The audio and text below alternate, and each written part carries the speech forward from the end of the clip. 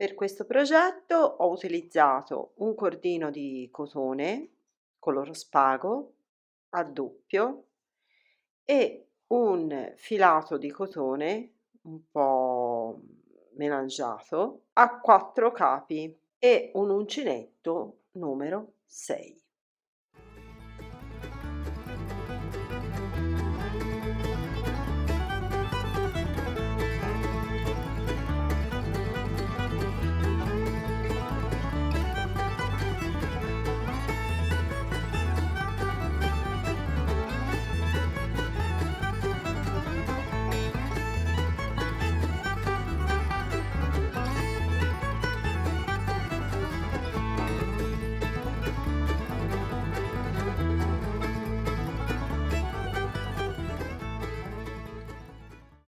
Si inizia il nostro lavoro con un cerchio magico.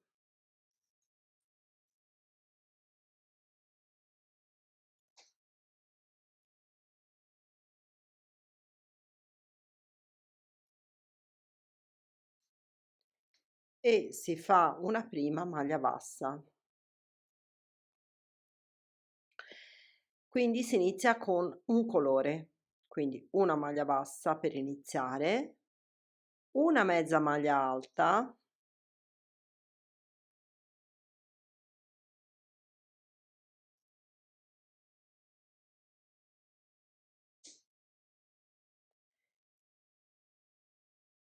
e 5 maglie alte.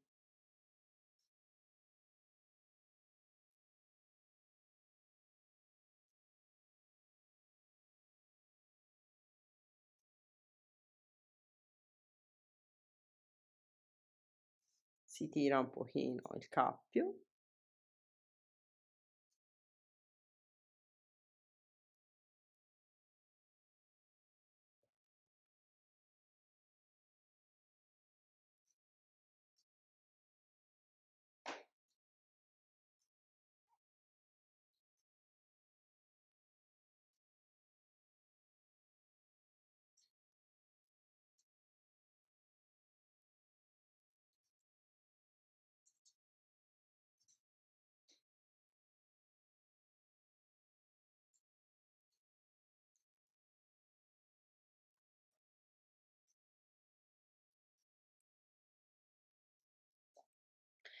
La particolarità di questo lavoro è che si lavora con 2 colori, quindi con 2 porzioni diverse che si intersecano tra loro. Quindi ogni volta che finisco la mia porzione, io allungo il cappio dell'uncinetto e lo lascio così incompleto. Nel solito buchino del cerchio inizio con il secondo colore, nella stessa identica maniera di come ho fatto il primo mezzo cerchio. Quindi lascio un attimo in sospeso questo, poi vado a farmi l'altro semicerchio con l'altro colore.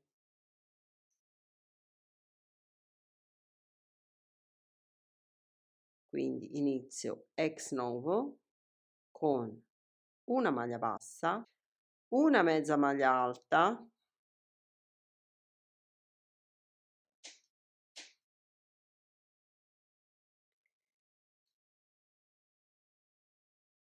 e 5 maglie alte, esattamente quell'altro. Ovviamente questa codina me la lavoro insieme.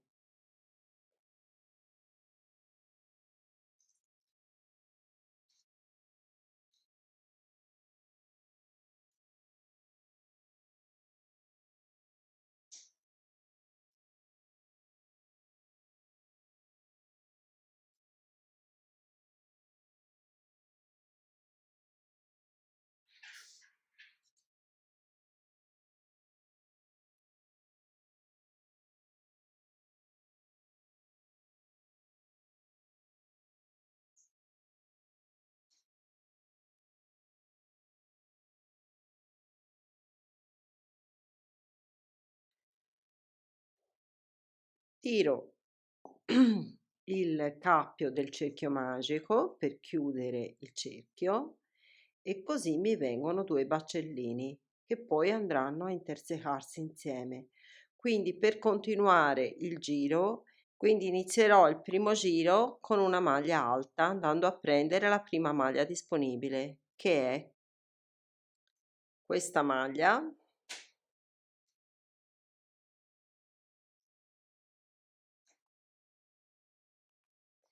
e mi farò la prima maglia alta. Dopodiché andrò nella seguente e dovrò fare 2 maglie alte nel solito buchino. 1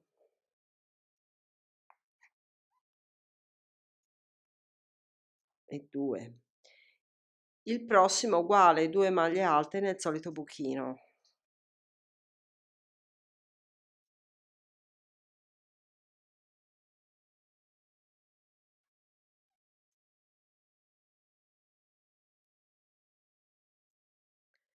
Il prossimo uguale, 2 maglie alte nel solito buchino.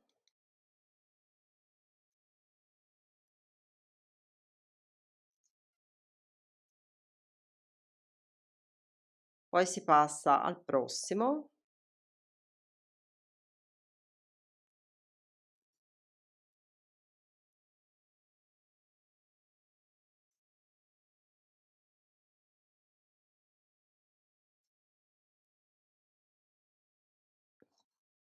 Fino a raggiungere l'altezza dell'ultima maglia alta. Ovviamente per salire qui sopra io dovrò finire la parte del beige, quindi dovrò interrompere un attimo questo allungando il cappio e ricominciare da qui, da dove avevo lasciato. Quindi ugualmente a come ho fatto precedentemente andrò a stringermi, a prendere questa maglia qui che è la prima con una sola maglia alta,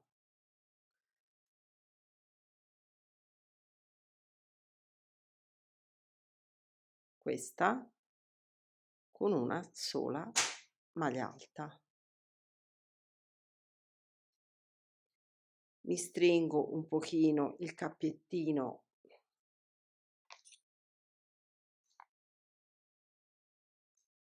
del cerchio magico e poi vado a continuare esattamente come prima in ogni maglia che si presenta 2 maglie alte.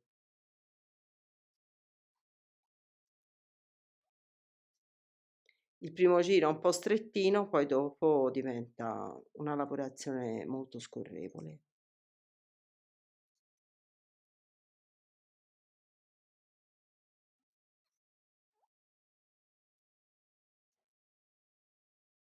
Poi 2 maglie alte nel prossimo buchino.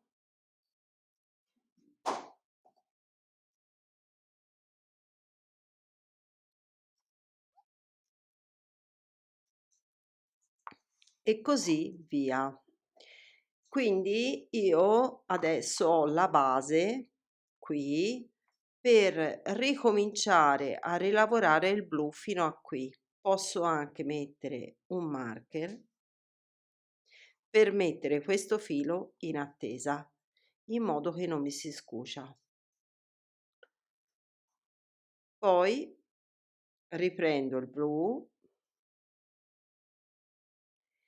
e vado a riformare sempre 2 maglie alte in ogni buchino. Prima devo fare il colore sottostante e poi devo fare il colore successivo, sempre nel solito modo. Quindi per gli aumenti, per fare in modo che il cerchio non si rizzi e non sia troppo arcuato, con non sgaletti, io dovrò tenere presente che il cerchio perfetto si stabilisce facendo un primo giro, il secondo giro è tutto 2 maglie in una maglia e poi si comincia a scalare, quindi il terzo giro, quindi primo giro, secondo giro e terzo giro. Il terzo giro successivo sarà 2 singole e una doppia, 2 singole e una doppia. Il quarto giro sarà 3 singole e una doppia, 3 singole e una doppia. E così via, aumentando sempre una singola ogni volta che aumentiamo il giro. Essendo una spirale, ogni volta che siamo in corrispondenza dell'inizio della spirale precedente, del colore precedente, dobbiamo ricontare i giri per sapere quanti aumenti dobbiamo fare ogni volta. Fermeremo il filo del centro del cerchio magico che dobbiamo mettere in tirare, ci facciamo un nodino e lo fermiamo in modo che non si scucia più. Quindi andando avanti nel nostro lavoro e seguendo la geometria del cerchio perfetto, cioè con gli aumenti progressivi, noi andremo a elaborare questo cerchio sempre più grande, fino a quando noi vogliamo fare questo centro tavola. Quindi può essere piccolino, può essere più grande.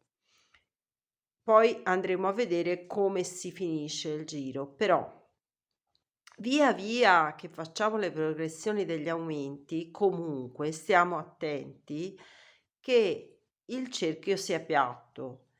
Se non lo fosse, perché la nostra mano è più lente, perché il filato è più grosso dell'uso dell'uncinetto, perché abbiamo utilizzato un filato diverso dal video, eccetera, eccetera, dobbiamo sempre stare attenti che il cerchio rimanga piatto. Quindi ogni stanghettina deve essere abbastanza perpendicolare al centro.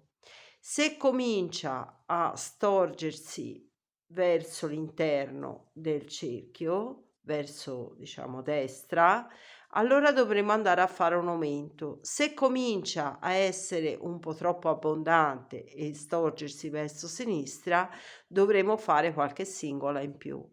Quindi a secondo della mano che avete, a secondo del filato che usate, andate sempre a controllare via via che il vostro cerchio sia piatto per far venire un lavoro bello e che sta schiacciato, diciamo, sul piano di lavoro. In questa maniera possiamo andare avanti per quanto vogliamo. Quando dobbiamo terminare il nostro cerchio, dobbiamo concludere senza fare lo scalino, quindi si farà una mezza maglia alta,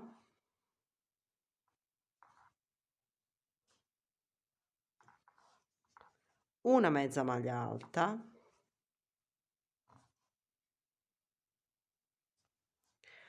una maglia bassa, una maglia bassa e una maglia bassissima.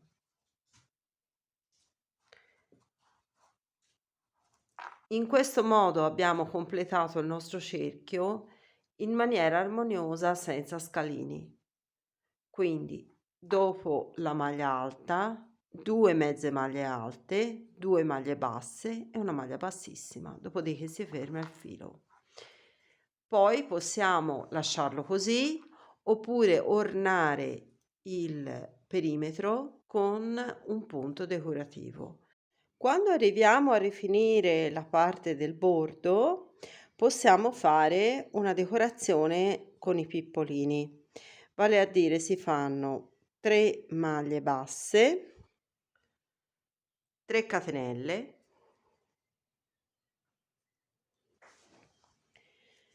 poi si entra dentro questa maglia e questa maglia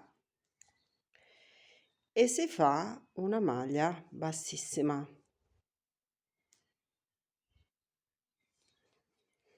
Poi si ripercorre il perimetro della circonferenza con tutte maglie basse, quindi 1, 2,